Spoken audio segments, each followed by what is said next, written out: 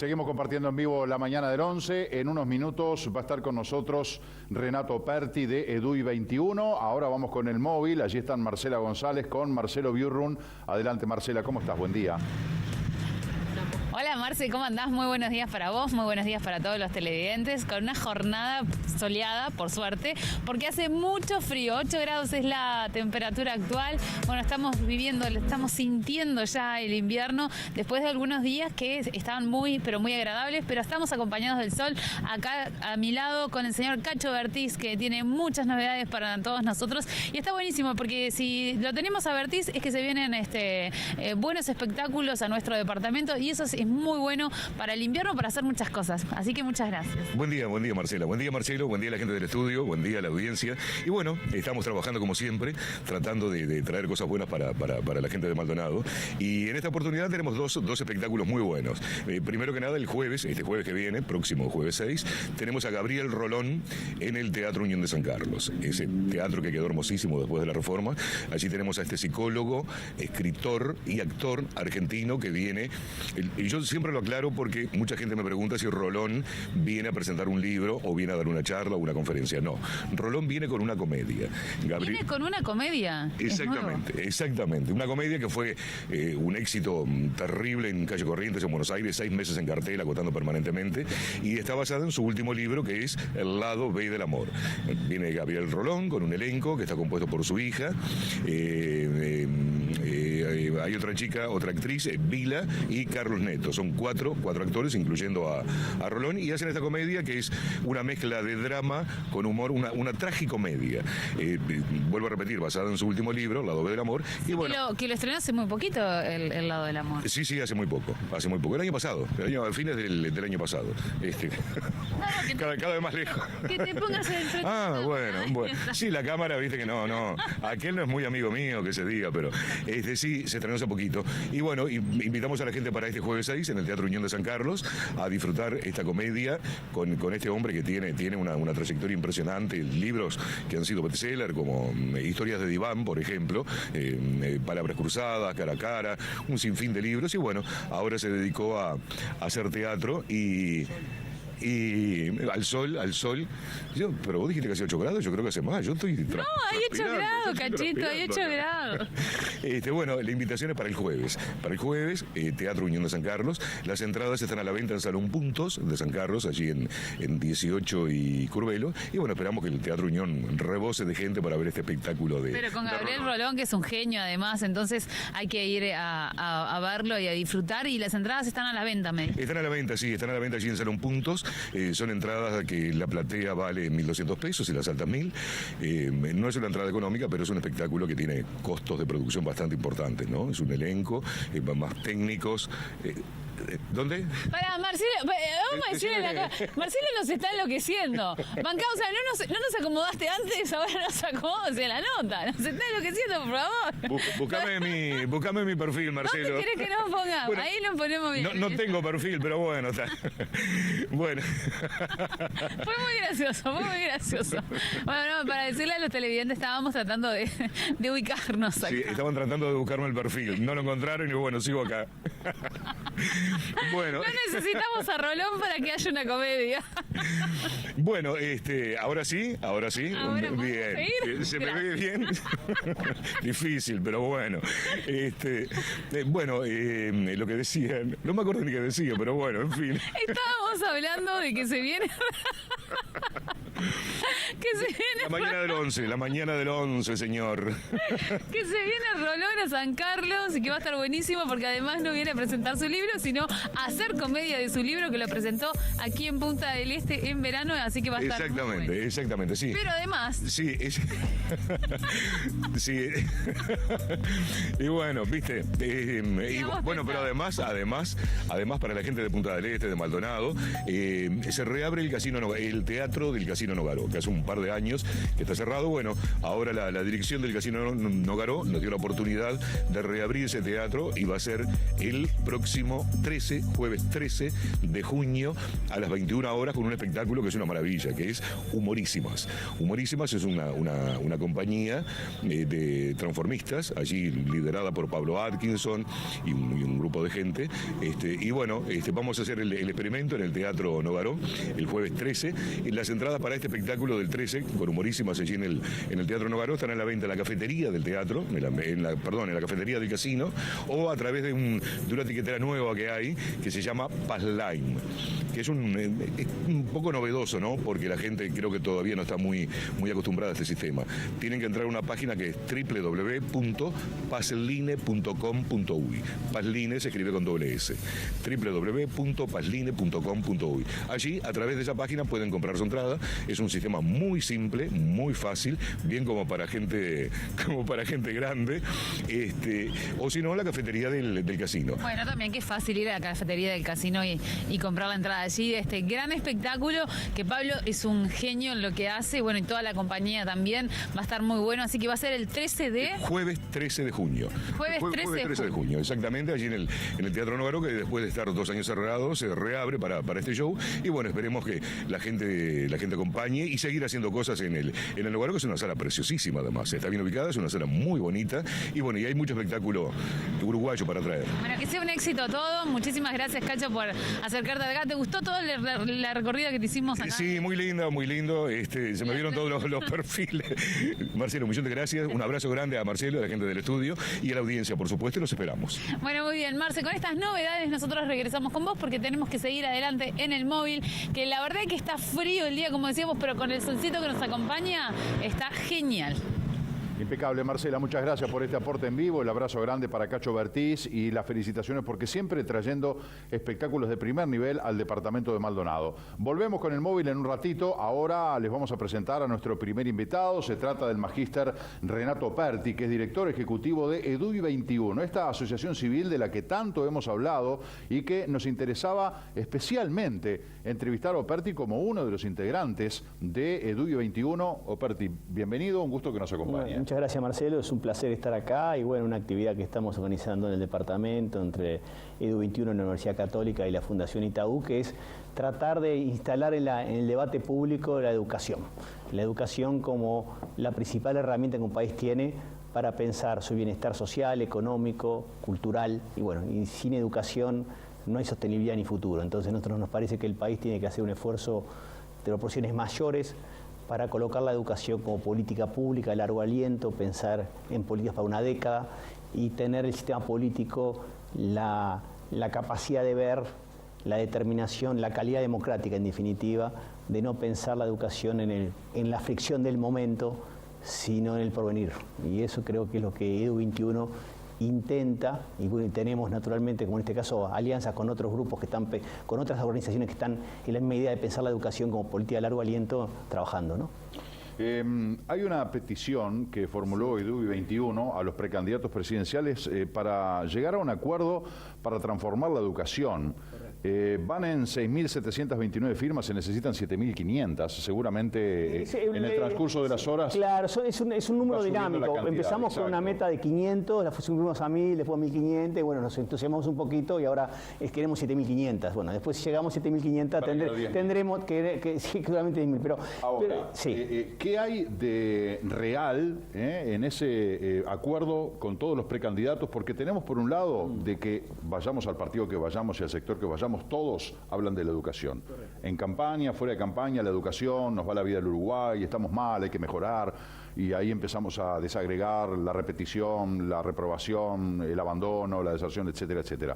Entonces, por una cuestión de sentido común, si todos quienes estamos sentados en torno a una mesa estamos hablando de educación, inferimos de que es un tema importante para todos. Ahora, después a la hora de asumir compromisos, de decir, bueno, comprometámonos todos tipo política de Estado, vemos como que hay carencias, como que no se le da esa profundidad. No, yo creo que justamente, creo que Marcelo lo colocaste muy bien el tema. Creo que tenemos que pensar en dos cuestiones que van de la mano.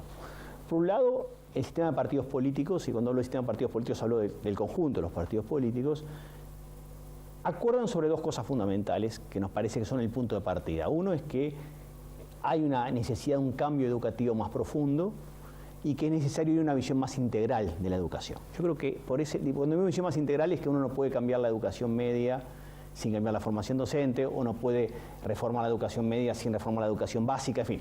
La idea de que uno cambie un sistema educativo por su conjunto y no por acciones puntuales. Yo creo que ahí hay una señal de relativo consenso entre el sistema político y partidos políticos. El otro punto que es más difícil es que los partidos políticos asuman la profundidad del cambio, que es otra cosa. ¿Y por qué es más difícil? Porque ahí es donde entran a jugar diferentes tipos de intereses, diferentes tipos de historias, de tradiciones, de culturas, de compromisos, aun cuando hay varios dirigentes políticos que han manifestado su voluntad de un acuerdo, lo han dicho públicamente en todos los partidos. Por ejemplo, estuvimos reunidos con Pablo Mieres, que fue el que más dejó el guante y habló, pero estuvimos la semana pasada reunidos con Mario Vergara, que también nos manifestó su apoyo a Edu21. Lo mismo ha hecho en el Partido Dorado Ernesto Talvi y Julio María Sanguinetti, en el Partido Nacional Lacalle Pou y Larrañaga. Digamos, el sistema de partidos políticos está alineado con la idea del cambio. Lo que pasa es que cuando lo que el sistema político tiene que ahora enfrentar es, bueno, los detalles del cambio. Y voy a mostrar dos ejemplos concretos. Lo que plantea Edu21 tiene dos grandes aspectos. Un aspecto más programático, de contenidos educativos, y un aspecto más de organización, de gobierno institucional. Nosotros creemos que en cualquier país del mundo uno trata de ajustar la institución a lo que quiere, a los contenidos, ¿no? Es decir, si uno tiene una visión de país, una visión educativa, quiere ajustar la institución a esa visión educativa. ¿Cuál es la visión educativa que plantea Edu21? Dos cosas bien concretas.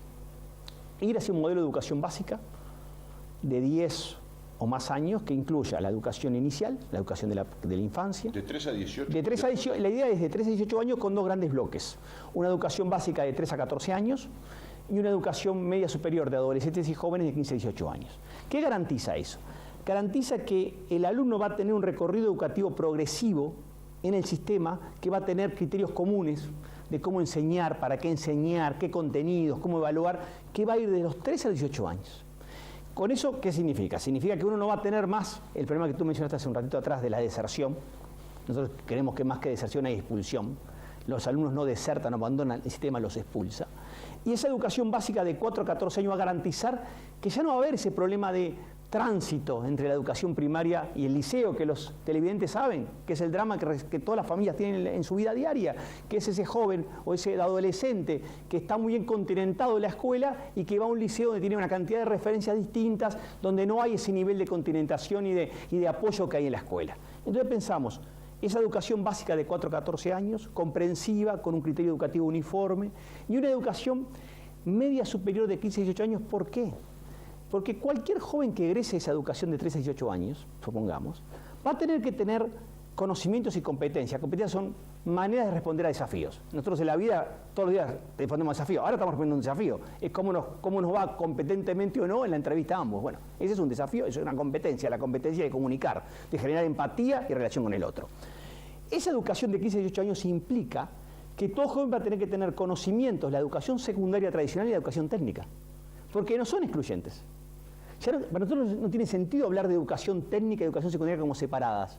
Todo joven tiene que tener una formación general, universal, comprensiva, fuerte, pero a la vez tiene que tener un acercamiento al mundo de la tecnología, al mundo del trabajo, al mundo de los oficios, al mundo de la producción. Y para eso decimos que... Alfabetización ambiental, alfabetización financiera, lenguas, matemática y programación. Exactamente, tú lo has dicho con mucha claridad. Las alfabetizaciones fundamentales son justamente las lenguas y la matemática, las lenguas extranjeras, inglés, puede ser otra. Imprescindible y incluyente. Incluyente. No es un tema ideológico el inglés, es una herramienta y además es una visión de la cultura. Alfabetización ambiental. De lo que tampoco se habla. De tampoco se habla porque, a ver, ¿cuál es el drama más grande que tiene el mundo hoy día? Si vamos a tener planeta. Y si nuestras niñas no tienen los conocimientos y las competencias para ser conscientes del cambio climático, no van a tener planeta donde vivir. Entonces, alfabetización ambiental, financiera. Todos los días estamos expuestos a ser consumidores de productos financieros. Tenemos el conocimiento como para saber qué significa una tasa de interés, qué significa un crédito, qué significa el uso de la tarjeta de crédito. Estamos hablando de inclusión financiera. Obligatoria, estamos hablando de inclusión financiera. Tenemos que hacer un esfuerzo importante para hablar de alfabetización financiera, para que los jóvenes sean competentes en el uso de la inclusión financiera. Alfabetización deportiva y recreativa y educación física. Esa actividad es fundamental. Educación física, actividad física, deportes y recreación. ¿Qué problema serio tenemos hoy en el Uruguay en los niños? ¿La obesidad? Y las niñas. Los porcentajes de obesidad en América Latina y en Uruguay son particularmente críticos. Eso atenta contra un estilo de vida saludable y sostenible. Bueno, ese tipo de cosas, alfabetización recreativa, deporte, para generar hábitos que rompan con el sedentarismo, que rompan con esa idea. No, el deporte como una actividad lúdica, la actividad física como una actividad que uno incorpora a la vida porque lo considera saludable, lo considera necesario. Bueno, esas cosas tienen que estar en la currícula, en el para qué y qué uno educa desde el nivel inicial. Y ese es el cambio, es un cambio fundamental de contenido. Porque ¿sabes lo que pasa, Marcelo? Que cuando hablamos de educación, tendemos que hablar de infraestructura, salarios, que son importantes, equipamientos, pero no hablamos muchas veces de lo más importante y la base de todo eso, que es el contenido educativo. Uno puede tener la mejor infraestructura, el mejor equipamiento, pagarle a los docentes más, que hay que pagarles mejor y en mejores condiciones, pero eso no es suficiente si uno no tiene una propuesta educativa robusta, potente. Por eso EDU21, la primera dimensión es programática. Como tú decías, educación de 13 a 18 años con dos grandes núcleos, educación básica de 4 a 14 años y educación de 15 a 18 años. Hoy, si me permitís, la conferencia que vamos a dar en la Liga de Fomento a las 18 horas, que invitamos a los televidentes, que lo organiza la EDU21, la Universidad Católica y la Fundación Itaú, vamos a detallar estos dos modelos, pero básicamente lo programático viene por ese lado. Si querés, después hablamos de lo institucional. Sí, sí, exactamente. Todo esto se inscribe en esa imprescindible revolución educativa que impulsa EDU21. Correcto.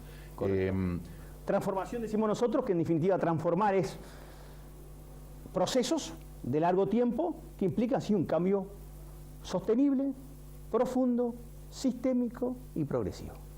Para mí está clarísimo, pero lo que me cuesta enormemente entender es dónde está el divorcio, más allá de que Operti lo acaba de explicar, entre los partidos políticos, los candidatos y el compromiso, el firmar, el acordar un pacto interpartidario sobre educación, que además promueve, yo me lo anoté acá, el think tank, ¿no? O sea, esa usina de ideas, usina de pensamiento, el que, bueno, sí, no importa de dónde vengan, aporten ideas y vamos a sacar un producto común. Eso que decís, Marcelo, es muy interesante analizarlo.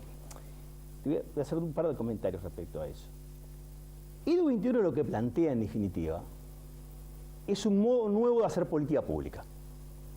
Nosotros no hacemos política partidaria, ni la vamos a hacer nunca, más allá de que EDU21 tiene integrantes en los partidos políticos, ¿no? Vemos a Pablo da Silveira con la calle Pou. Ves a Pablo da Silveira, ves a Guillermo Fossati, ves a Denis Balián, ves a Javier Lacida, ves a Ricardo Vilaró, a Gerardo Caetano, a Fernando Figueiro, Juan Pedro Mir. Todos tienen sus naturales y saludables falencias partidarias. En el caso nuestro, como tenemos un mandato ético insolayable, que como estamos trabajando a nivel universitario y a nivel de EDU21, no hacemos actividad político-partidaria. O sea, la garantía es que EDU21 no hace actividad político-partidaria en su director ejecutivo, que en este caso me compete a mí. Pero lo que queremos decir es que lo interesante de EDU21 es que es un modo de hacer política pública nueva. Pensá lo siguiente, yo lo hablaba con mi colega Luciano Curujo de EDU21 cuando veníamos en el auto. Pensá que si Uruguay tuviera hoy un think tank de similares características a EDU21 en el tema de seguridad social, ¿no estaríamos pensando en modelos diferentes de cómo lograr responder un problema que cualquiera sea el gobierno va a tener que enfrentar el año que viene? Esa es la ventaja de tener instituciones como EDU21, que le dan al sistema político aire fresco, que le dan renovación de ideas, que le dan decir, bueno, sí, ustedes cuando viene cualquier político le preguntan, cuando hablan de educación, ¿qué piensa de EDU21? No tienen que preguntarle qué piensa la propuesta de tal institución sobre seguridad social. Digo seguridad social porque podría decir relaciones, trabajo, capital, o podría decir otras áreas. Pero digo seguridad social porque es un tema que está en el tapete. Entonces, la importancia que el Uruguay tenga espacios renovados de pensar las políticas públicas desde la pluralidad, desde lo propositivo. Y nosotros, como ejemplo lo ha dicho Fernando Figueira, que creo que utiliza una expresión muy adecuada, nosotros interpelamos al sistema político. No lo interpelamos en el sentido de ponerlo en el banco, no, lo interpelamos para que tomen posición sobre los temas profundos. La primera posición que le estamos diciendo al sistema político es: estamos de acuerdo con esta educación básica de 4 a 14 años y de 15 a 18, pero el mundo va por ahí. Yo te voy a poner el ejemplo de Francia. Francia está en un proceso muy fascinante de reforma educativa de la educación media superior. ¿Qué está haciendo Francia?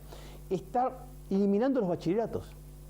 Porque hace una formación básica universal, que es la que hablamos, y después que el joven elija su currículum. Entonces vos combinás arte con ciencias, música con deportes. ¿Por qué? Porque el mundo que se viene es un mundo de integración de piezas, donde uno tiene que integrar piezas de disciplinas para responder a desafíos. No es un mundo de que te viene un problema de la biología, no, te viene un problema de la ciencia que requiere una respuesta con toma de conciencia sobre el cambio climático, por ejemplo. Entonces, ese cambio es lo que está detrás de lo que plantea Edu 21.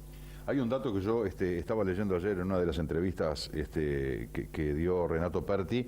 El 70% de los niños que hoy están en la escuela, que seguramente ustedes se sienten comprendidos porque tienen hijos e hijas que están en edad escolar y que ya los llevaron temprano, que los tienen que llevar ahora al mediodía. Bueno, el 70% de esos niños y niñas, cuando estén en la edad activa desde el punto de vista laboral, se van a desempeñar en funciones, en tareas que hoy no existen. Ocupaciones, y uno lo piensa así, a la pucha. Pero, se viene una cosa mucho más grande de lo que yo pensaba. Se viene algo que está impactado por la cuarta revolución industrial, por la inteligencia artificial, y que son los temas que a nuestro humilde criterio tienen que conectar a la sociedad civil, a la ciudadanía con la política.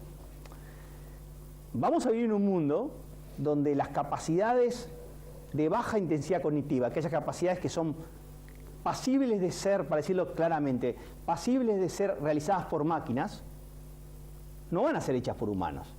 Y si nuestra educación a los humanos, a nosotros, nos da capacidades de baja intensidad, nos condena al desempleo y la marginalidad en el futuro. Esos son los temas del país. Cuando tú tenés, por ejemplo, que la industria, para darte otro dato, hay estudios que muestran que el 40% de las habilidades de la industria van a cambiar de acá a 10 años. Estamos dando en el sistema educativo las capacidades para eso. Entonces, el debate no es pelearse con el pasado. El debate no es decir, hicieron más, peor. No es eso. Hay muchas cosas que se han hecho muy bien. La red global de aprendizaje que ha liderado el Plan CEBAL es una buena herramienta. Lo que pasa es que es una buena herramienta en un sistema educativo obsoleto. Entonces, por eso tiene límites para poder desarrollarse. Lo que decimos es, no los peleemos ni con el pasado ni con el presente. Busquemos armar el porvenir. Entonces, esta educación que pensamos programática requiere, Marcelo, de un cambio institucional. Nosotros tenemos un sistema educativo único en el mundo, donde el Ministerio de Educación no tiene nada que ver con la educación. No existe.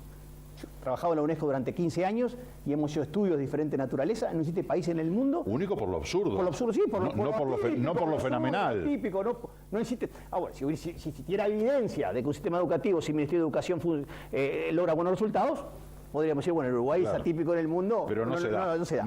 Entonces, nosotros lo que decimos es, darle al Ministerio de Educación capacidad de incidencia en la política educativa. Significa capacidad de orientación de la política, no significa partidicización, implica capacidad de orientación. Dale al CODICEN mayor responsabilidad técnica y mayor capacidad de mando.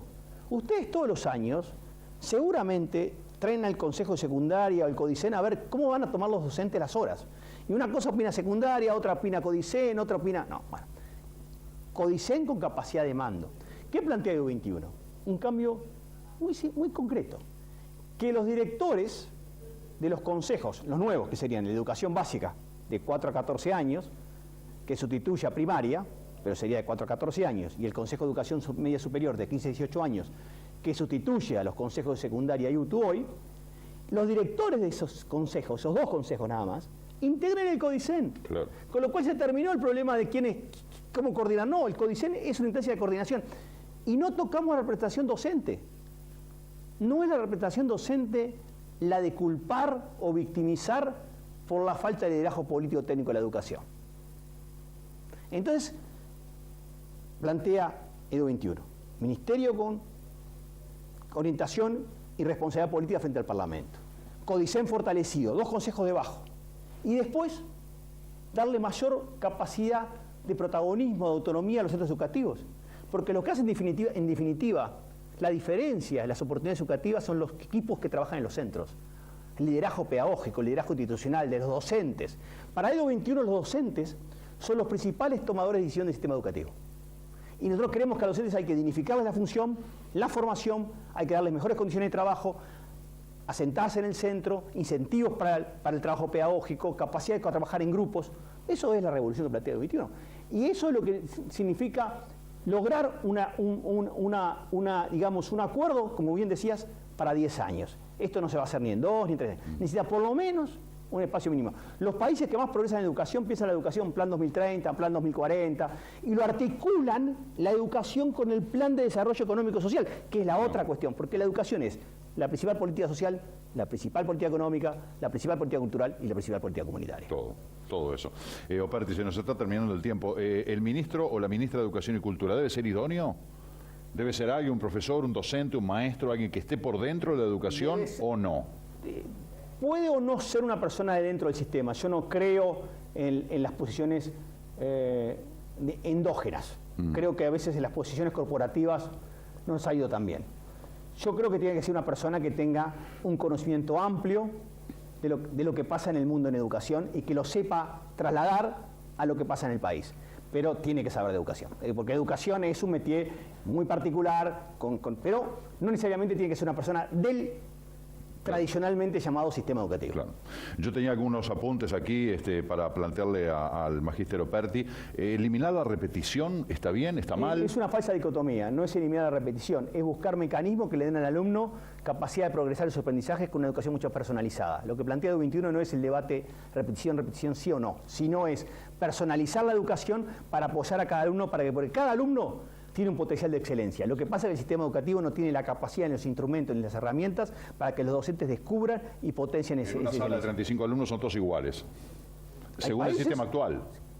Singapur tienen clases de 40 a 45 alumnos y personalizan la educación. ¿Cómo lo hacen? Porque utilizan la inteligencia artificial para conocer lo que necesita cada alumno y apoyarlo.